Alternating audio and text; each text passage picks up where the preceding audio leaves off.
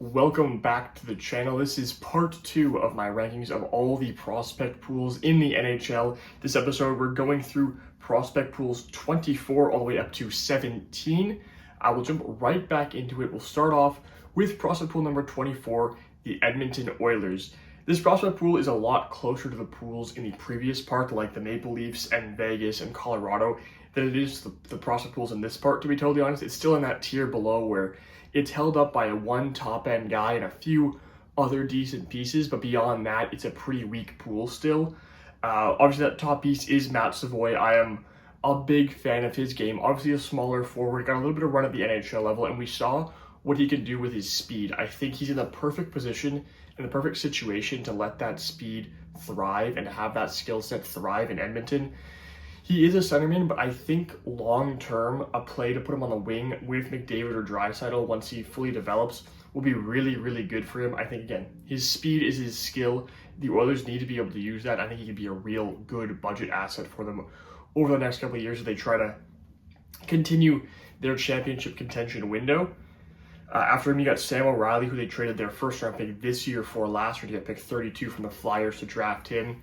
I was a little lower on Sam O'Reilly. I wasn't a big fan of the pick, but he's really impressed me so far in the Memorial Cup. He's had some pretty big goals, some pretty big moments, scored the OT winner against Moncton in the round robin, and has been overall a very consistent player for London all season long.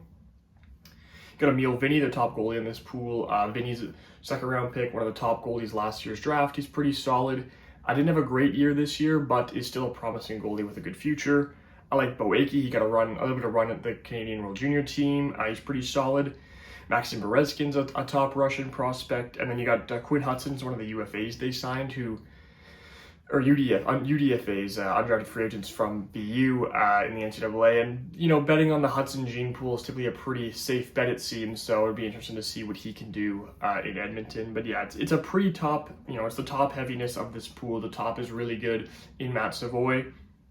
And down the board, it gets a lot weaker, but it's better overall than the pools in the last part.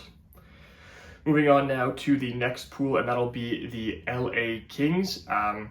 Their pool is, again, very similar to Edmonton, just as a little bit more down the board, in my opinion. It's nothing crazy. I like Liam Greentree a lot. I don't have him above Matt Savoy, but I do like Liam Greentree a lot. I love this pick. I thought he fell way too far in last year's draft.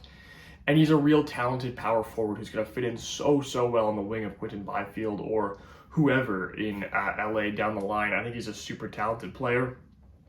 They have two really good goalies at the top of this prospect pool. Carter George was a starter for Team Canada, the juniors, and was amazing. He was amazing all year in the OHL and then went to the juniors and was just as amazing there. He really kept them in a lot of games and stood in his head for a decent chunk of the tournament. He was one of the best goalies, if not the best goalie in the tournament, maybe only to Finland, Petteri Rimponen. But yeah, Carter George was amazing. Hampton Slukinski was the backup for the States. He played a couple games, was really good for them. He was the Western Michigan goalie as they went on to win the NCAA. He was really good this season, a big breakout for him. He rose big time up my rankings. And then down the board here, it's nothing crazy. Cohen Ziemer, Eric Portilla, Martin Chromiak. Portilla was someone I was very high on back when he was at Michigan and then coming over to the AHL. And he just really has never really blossomed fully. There's still the potential there. He's still a good size, technically sound goalie, but just hasn't really blossomed into the level we would expect. I expected him to be at this point. But yeah, it's the LA pool. It's decent. I could see some of these pieces being on the move if they try and go all in this summer. I could also see some of them adding to this pool if they try and sell off and retool this summer. But it is an interesting offseason for the Kings, but they've got a decent chunk of prospects here that they can have for the future. At 22, the New York Rangers, another team with this is I think the point where the pools start to get a little bit better. The Rangers pools have been a tier above LA, Edmonton, and then Toronto from the last part, and so on and so forth. So this pool's got a little more depth at the top, a few more pieces I actually think are almost guarantees to be quality NHL pieces down the line. Starting off with Gabe Perreault, who is a stud, a really great player, although he's already having some questionable developmental choices by the Rangers. They signed him to his ELC and then set him in the press box at the end of the season, even though they were out of the playoff hunt. It really didn't make a whole lot of sense. I wasn't really sure what their thought was there. It was a really weird usage of a really talented player. So hopefully moving forward, the Rangers can get out of that trend of poorly developing their young players, because Gabe Perreault's got a ton of talent, a real good playmaker who showed a little bit more scoring punch this year at BC and then at the juniors as well. He was a part of that top line with Leonard and Hagens that really tore up the tournament, but Perreault's a super talented playmaking winger who can be a real stud for the Rangers if developed properly. You get EJ Emery, a really good shutdown defenseman. He's not going to put up many points. He only had, I think, 1 point this entire season. So he's not a point scorer. He's not going to be stuffing the stat sheet. But just a really good, reliable, physical shutdown defenseman to play on your second pair. I think that's what EJ Emery is. A great piece there. Brennan Othmann, he's been slipping. He had some opportunity this year to make a jump to the NHL level and just couldn't really lock himself in. Similar to Fabian Lysell, who I mentioned in the last episode, and Oscar Olausson, all from the same draft class. And none of them have really been able to solidify that spot despite having a decent opportunity to do so. But they are still talented players. 22 games this past year for Othmann with the Rangers. He only had 2 assists. But at the AHL level, he had 20 points in 27 games. So the talent is obviously there. He just has yet to put it together at the NHL level.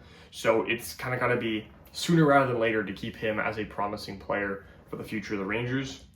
After him, Drew Fortescue, I am a big fan of. I think he rose up a decent chunk. Similar to EJ Emery, a good low event, good defensive defenseman who can put on your, I think it would be a really good third pair shutdown defenseman down the line. It wouldn't shock me to see him paired up with EJ Emery in the future for the Rangers. I think they would be a really good shutdown pair together. But yeah, low event, you don't notice him on the ice a lot of the times, but that's often a good thing with a player like him. He's not going to do anything flashy, but he's going to make sure no one else does anything flashy. Just completely shut down his end of the ice, and that's a really good thing to have in your prospect pool, a good thing to have in your decor in general. So I think it's going to be really positive for the Rangers. And then yeah, Brendan Brisson, they acquired this season. You know, former first round pick who's kind of yet to find his game at the NHL level, similar to Brendan Othmann, but he's a little bit older. So it's just been kind of waiting for him to take that next leap. He was a part of the Riley Smith trade the Rangers made this season with a third round pick to send him over to Vegas. They got Brendan Brisson back. Maybe he can find his stuff here, but I wouldn't put a lot of stock into the Rangers being able to properly develop a prospect who hasn't been able to find his game, but who knows. Adam Sikora is a solid piece. Dylan Garand has had some really good AHL seasons recently. He could be a backup goalie potentially down the line for Shesterkin once Quick retires. They also had a lot of graduates. No one of real big note. No one who's going to be really a top 6 forward, but you know, some decent depth guys in Matt Rempe, Brett Berard, and Adam Edstrom. But yeah, this pool has got a decent chunk at the top, and you know, there's some other pieces here. Like down the board, Brody Lamb's a solid big forward. Dylan Rubrick, brother of Ryan Rubrick, one of the top prospects for the 2026 NHL draft, had a really good breakout season this year. Big 6'6" forward who can drive and score. So there's some pieces down here that I could really see being not like impact NHLers, but you know, some decent fourth, third line guys who can play roles for you in the future as they develop. Next up on the list, number 21, the Vancouver Canucks. This pool is much more top-heavy in my eyes than the Rangers pool. Not as much depth in here, but the top-end talent is much better. This is a very close ranking. You've got Jonathan Lekkerimäki at the top, someone I'm a big fan of. I planted my flag on that last year in my prospect rankings. He didn't have as good of a season as I was hoping or expecting of him, but he still looks really promising, and there's a lot of skill here to be tapped into, and he's going to put it all together. This was his first full season over in North America. He had 28 points in 36 games for Abbotsford and played 24 games at the NHL level, just barely staying in prospect status, just shy of the 25-plus game mark to get out of Calder consideration the following year and, you know, lose your prospect status in my eyes when I'm ranking these lists. But he had 6 points in those games, nothing too special, nothing too crazy. But there is, I still believe there's a lot of potential here for Lekkerimäki to be a top-end, top 6 forward, and likely will be the Canucks' Brock Besser replacement for the upcoming season. Tom Willander just signed his ELC. There was some talk that he might not sign his ELC and he might look to get traded, which would have been a really tough loss for the Canucks, but he signed his ELC. He's going to be a real big piece for them if he comes up, and he could play probably next year. He was really good for Sweden at the juniors, playing alongside Axel Sandin-Pellikka, and was also a stud for BU, arguably their top defenseman. That's on a team with Cole Hudson. He was arguably better than Cole Hudson that tournament, or that this season. Plays a really, really good two-way game. He can quarterback your power play if you need to. The Canucks won't need that. They have Quinn Hughes, but he can give you some offensive punch and give you drive some offense, create some plays from the back end, but also will do a really good job of shutting things down in his own end. And he pairs really well with offensive-minded defensemen, as we've seen throughout his career. With Cole Hudson and Sandin-Pellikka are both two very offensive-minded guys, and Tom Willander has done a really good job of balancing that out. He supports them on the offensive side, but is also there to cover for them when they make a lapse or pinch too far in, and he can shut it down on the defensive end. So Willander's a really good piece here for the Canucks. And yeah, down the board, Sawyer Mineo got some run for the Canadian junior team. He was okay, wasn't too crazy, nothing all that impressive, but making the roster is impressive as it is. And then Artur Shilovs, who had his crazy Linsanity run in the playoffs, I think it was last year, or 2 years ago now, actually. It might be 2 years ago, which is kind of crazy, but he was really, really good for that. And since then, people were expecting a little bit more of him. I question what his future is going to be like now, because he didn't have a great year. He was expected to come in and be able to play a big role for the Canucks after that playoff run, and really just didn't. And that was kind of an unfortunate break for the Canucks. They really could have used him. But yeah, so it was last year. He played 10 games. His numbers don't show how good he truly was, because at the end of once they got past Nashville, Edmonton kind of started to exploit him a little bit, because Edmonton was just a juggernaut offensively last year. But he was really, really good, and is the reason they got past Nashville in the first round. But this year, he really didn't continue that when he got a chance at the NHL level, and the Canucks brought in Kevin Lankinen to be the full-time backup to Thatcher Demko, or the starter because Demko was injured, then signed him to a massive extension. So now you've got Demko, who is expiring. His contract is expiring soon, so maybe they let him walk or they trade him and Shilovs comes up that way. But there isn't a clear path right now for Shilovs to have a big role with the Vancouver Canucks, but has still had some pretty good AHL seasons, above a .900 save percentage. But he's up to 24 years old now, needs to kind of move that along down his career path. Ty Mueller is a decent piece. Anthony Romani has had a couple good years. He's committed to MSU next year. He's going over from the OHL. It'll be interesting to see how his development changes and advances with the play over in the NCAA. And then yes, Archie Bing has got some NHL run in the past. They had a ton of graduates this pool, so it fell a decent chunk down the rankings with Elias Pettersson, who showed some really good stuff, the defenseman. Then Atu Ratu, Victor Mancini, who they acquired and then graduated prospect status after he was acquired from the Rangers and the Pettersson, or as a part of the JT Miller deal, and Max Sasson. But yeah, it's a solid pool with some good depth pieces. Again, similar to the Rangers, a lot of these guys from down the board at the 9-10 spots in this prospect pool, you can really see a world where they create some sort of impact down the line on the fourth line or in a depth role for their NHL club. At number 20, the Winnipeg Jets are up, and another team, this is a team that's got a lot of prospects I'm a big fan of, got good depth down the board. It's very similar to the Rangers and the Canucks. These teams are all very, very similar in where they're ranked. The one graduate for the Winnipeg Jets is Chaz Lucius, who was forced to retire due to a medical condition, which is unfortunate for him and the Jets organization, but best for Chaz Lucius to just retire and not try and play through it and sacrifice long-term health. But this prospect pool still has a lot of really good pieces. I'm a big fan of Braden Yager's game. He didn't really do anything too crazy this past year. He started the year on Moose Jaw, which wasn't a very good team. They got traded to Lethbridge. Also, and then it wasn't quite a perfect fit. He was good, but just wasn't quite amazing. But I still really like Braden Yager's game. I think he'll sign his ELC. He signed his ELC already, but he's going to move over to the AHL next year. We'll see what he can do there. Brad Lambert, still a really talented player. It's really the fall and rise of Brad Lambert is such an interesting little story. He was the number 1, number 2 prospect alongside Shane Wright in that draft class.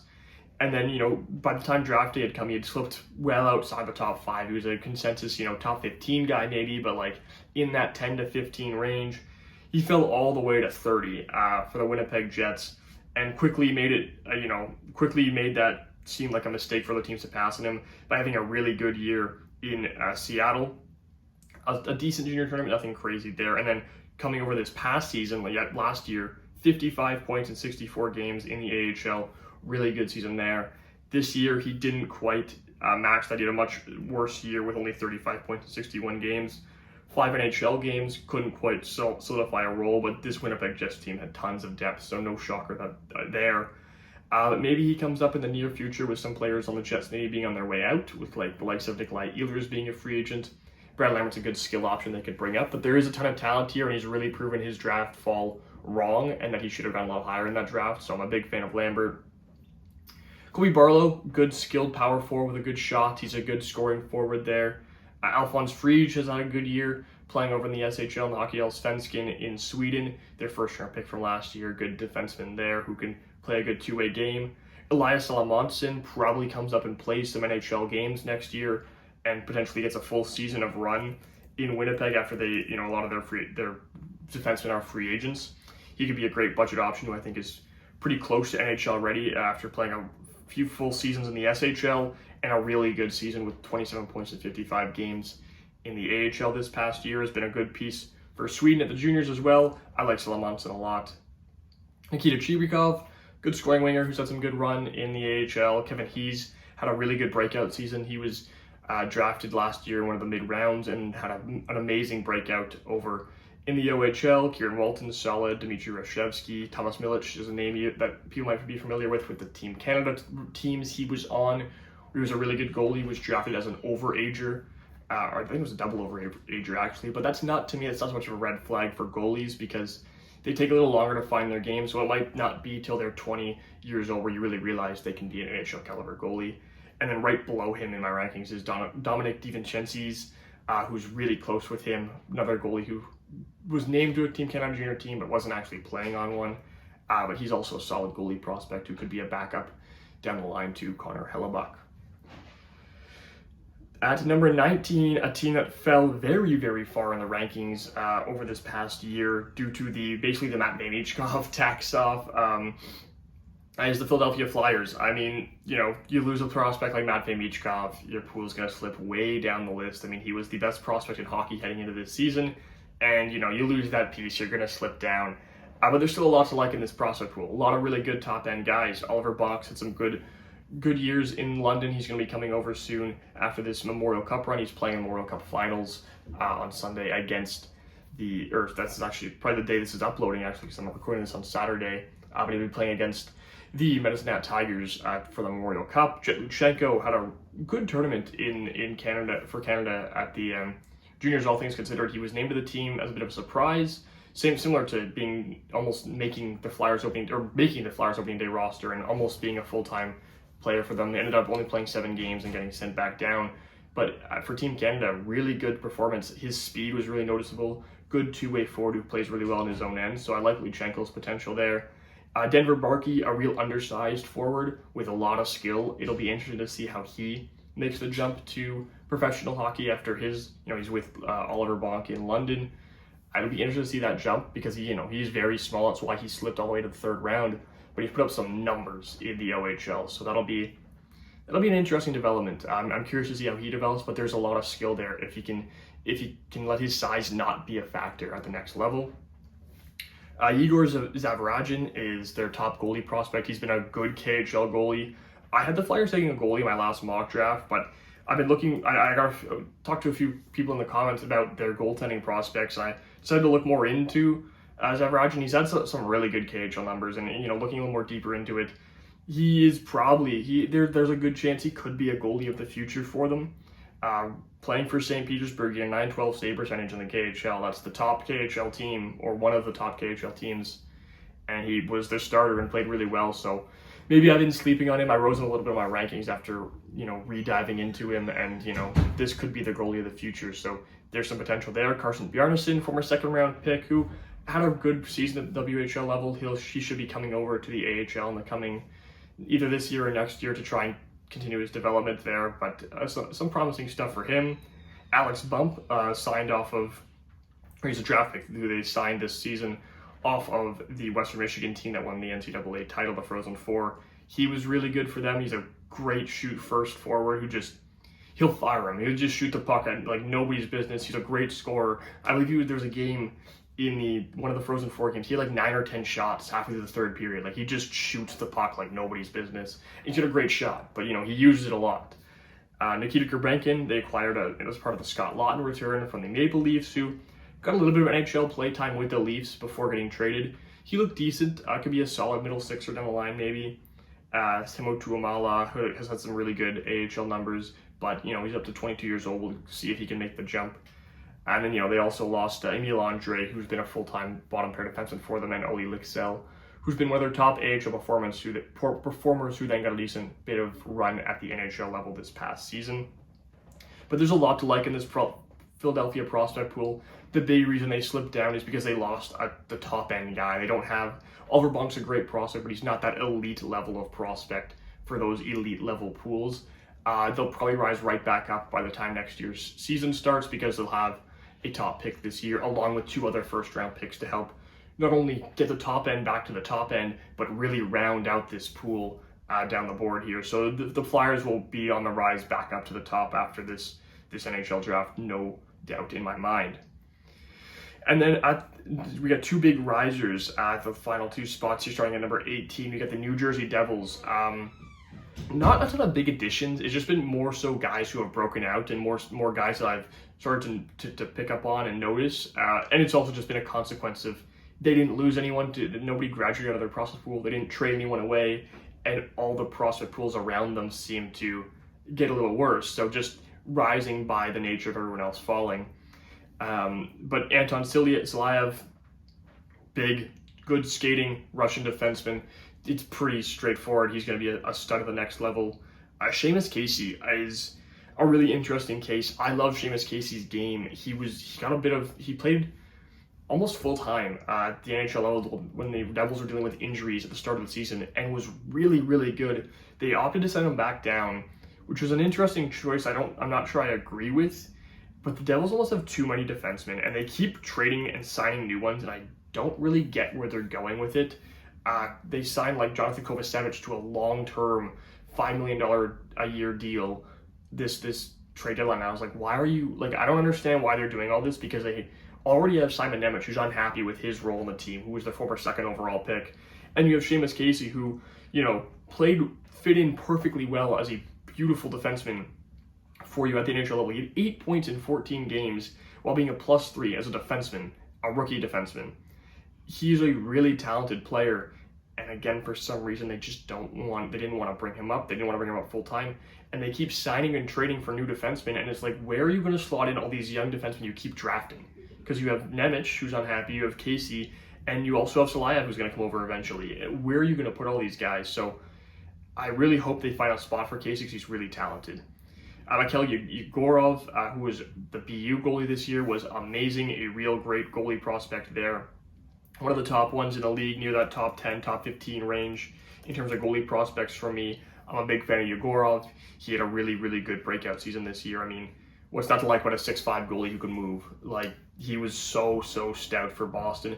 And yes, that team was loaded, but there's something to take in when the goalie is also this good. Like, if the Russians were playing in the juniors, he would probably be, I mean, they have a lot of goalies. Russia pumps out goalies like nobody's business, but he'd likely be in one of the top consideration for the goalie spots. And I would have loved to see what he could do at that tournament not against necessarily more higher competition in the NCAA, because they've got lots of really good competition and older players, but on a team that's not so loaded above everyone else. On a team like Russia that would be very competitive with the Finlands, the Swedens, the Canadas, the USs, and see that. But regardless, great season. I'm a big fan of him, and I think he's going to be a great goalie for the Devils down the line once Markstrom loses his legs. Lenny Haminiho is a prospect who I wasn't too familiar with his game heading into this year, but looking more into it, his development follows a trend very similar to Ville Koivunen, a prospect I'm very fond of in the Pittsburgh pool, where, couple really, he had 31 points in 46 Liga games. This year, 51 and 58, and seeing how Ville Koivunen has taken his game to, obviously these guys aren't the exact same style, they're not the exact same player, but seeing how Ville Koivunen has taken very similar production over to the NHL and the AHL level and performed very well, it was a prospect I wasn't too familiar with, so I've started to, more so familiarize myself with these Finnish prospects over in the Liga, and the points numbers they're putting up are very, very impressive. So, I think it'll be a good transition. He signed his ELC. He'll be playing in the AHL next year. I'm excited to see what he can do. But he's a 20-year-old putting up point per game numbers in the Liga. It's very impressive, and the trend shows that those players tend to succeed at the NHL. So I'm excited to see what he can do. Arseny Griciak has been one of the top KHL prospects for a while. Still is, he's finally signed his contract. He's at ELC and will make his jump over to the NHL. For the Devils, I know Devils fans have been excited to see him start. I'm not as high on him as they are. But, you can't ignore the fact that he's been a near point per game player in the KHL over the past couple seasons. So we'll be interested to see him at the NHL level to see what he can do. He's on a 1-year ELC, so that'll be fun. Matthias Milovsky's a solid piece. Shane LeChance, a really good pickup for them, I thought. They picked him up for next to nothing, I believe, at the deadline. I think it was just to take on cap space. And, Shane, they got him from the Oilers. And Shane LeChance is a pretty good player, all things considered, to take on for pure cap space. If I'm not mistaken, that was the deal. And, if I'm the Devils, I'm making that deal all day long. He's nothing crazy, but was the captain of BU and was nearly a point per game, not quite there, but nearly a point per game. So, yeah, not a bad deal at all. It was part of the Trent Frederick deal is what I was looking for there. Yeah, they took him on to take some cap space to retain on Trent Frederick's contract for the Oilers, and they got a really talented prospect back. Kasper Pikkarainen's solid, Daniil Orlov, Topias Wieland. Again, we're getting to these teams where down the board they've got really good depth in their prospect pool. So the Devils are one of those teams that has that top end guy along with a lot of pieces down the board that could be impact players in the future. Next up is the New York Islanders, who have managed to turn this purgatory team around in a 12-month span like nobody's business. This team was the biggest riser. I had ranked these pools, heading into last season, but never ended up making a video out of it. But, re-ranked them this year with all the changes, and they rose up 13 spots from where I had them a year ago. And there's a good reason, and they're going to rise even more once they draft Matthew Schaefer or Michael Misa at the top of the first round. So the Islanders fans, you've gone from, being in a similar spot to Pittsburgh with the purgatory route and, not having a top end guy, but without having, Sidney Crosby there, to all of a sudden being well on track to fast track this retool rebuild over the next couple of years. They traded away Brock Nelson for a haul with a first round pick and their top prospect now, Cal Ritchie, who I adore. He's one of my favorite prospects in the league. Was one of the top players, one of the most impressive players for Team Canada, despite the disappointments at the World Juniors. He was one of the top guys. I loved him there. Him, Braden Yager, Jet Luchenko, all guys I mentioned in this video, were really good at the juniors. I mean, Braden Yager was probably my favorite. He was the best one there, in my opinion. But Cal Ritchie was also amazing there, just, again, despite all the turmoil with that team. Cole Eiserman was one of the top players at the tournament. What is there to say about Cole Eiserman? Hasn't been said already. Elite goal scorer, who's going to be just an amazing threat on the power play as just a pure goal scoring talent and a great top six forward. And this year he showed a lot more to his game. He showed a lot more of that physical side he can do, and he plays with some edge. And he gets on the team's skins, and he plays that gritty style along with being an elite goal scorer. So really promising stuff for Eiserman. Danny Nelson, Quinton Finley are two of the top players from the NCAA this past year, both of whom I think are going to be great players in the future for the Islanders, who I think, these risers, these guys who really have performed above expectations this year, are one of the big reasons they're rising atop of acquiring some really good players. But yeah, Danny Nelson was the assistant captain for the junior team. He was a point per game at that tournament and played really well for Notre Dame. Quinton Finley, again, he's been on these junior teams as well, and another player who's been really good for Wisconsin, despite Wisconsin not being such a good program in terms of their success these past couple seasons. It's a good program for hockey in general, but hasn't been as successful these past few years. He had 40 points in 37 games this year. Really good stuff there. He played on the junior team last year, not this past season. Camille Bednarik, a guy I like a lot who's really solid. Jesse Pulkkinen's a solid big defenseman. Marcus Gidloff was a Swedish goalie from the SHL, or I don't think he played in the SHL this year, but he's in that farm of teams, and was the backup for the Swedish junior team behind Melker Thielen. He should be the starter this year, if I'm not mistaken. He'll still be eligible. Or actually, no, he won't. He'll be just out of eligibility because he turns 20 on September 28th. So he will just be out of eligibility if I'm not mistaken there. But 6'6", really big goalie, and he only played a little bit, but in a little bit he did play. He played 2 games. He had a .938 and a 1.38 goals against average. So some impressive stuff for Gidloff. He could be a big riser at my draft or my prospect rankings over the next couple of years if he continues this developmental path. But 17 SHL games, he had over a 900. He was shut down like absolutely crazy numbers at the under 20 level because he didn't really belong there despite being 19. But this year I'm sure he'll get some run either for the full-time SHL or more so in the Hockey Allsvenskan, but it'll be interesting to see his development. Looks real promising being, a 6'6" goalie with a lot of good traits beyond that. Jesse Nurmi, a top player for the London team, has been really solid in that middle six. Matthew Maggio, solid. Dmitry Gamz, another top Russian goalie who looks pretty promising there as well. They've got a couple good goalies in this pool to come up for when Varlamov eventually retires and, to back up Sorokin, or maybe if the retool really hits a rebuild and you decide to move off Sorokin, you've got some pieces here that could be starters in the future of the NHL. But yeah, that'll do it for this. That's number 17. That's the end of this part here, part number 2. I'll have parts 3 and 4 coming out in the next few days where we'll go over and get into these real good pools we're getting to, the Philly, Jersey, Island, New York pools, again, similar to last episode. They're very similar to the tier above. These 3 teams have got very similar pools to the teams I'm going to mention at 16, 15, and 14, and so on.